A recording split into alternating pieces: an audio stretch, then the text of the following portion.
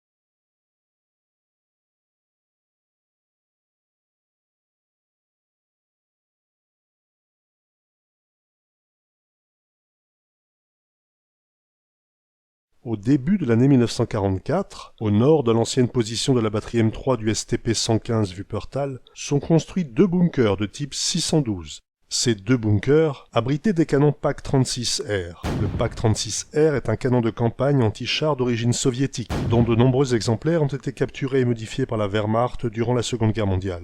Il tirait des obus de 7,62 cm.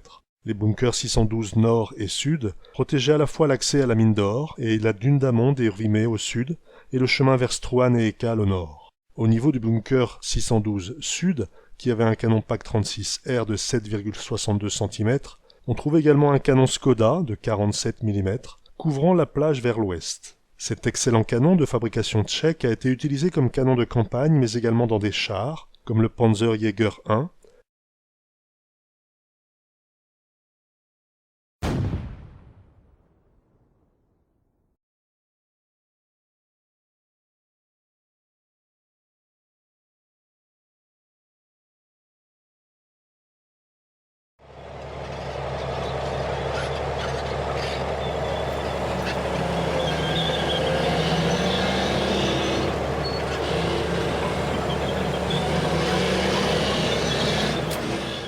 et dans certains bunkers du mur de l'Atlantique.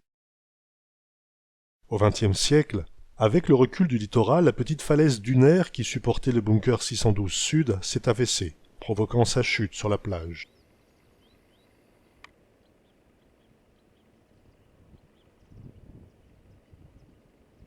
La construction de ce bunker a été terminée le 30 mars 1944, comme on peut encore le lire sur la date gravée dans le béton. Ce bunker est devenu après-guerre un des endroits privilégiés des démineurs qui y ont fait exploser les engins dangereux retrouvés dans les alentours.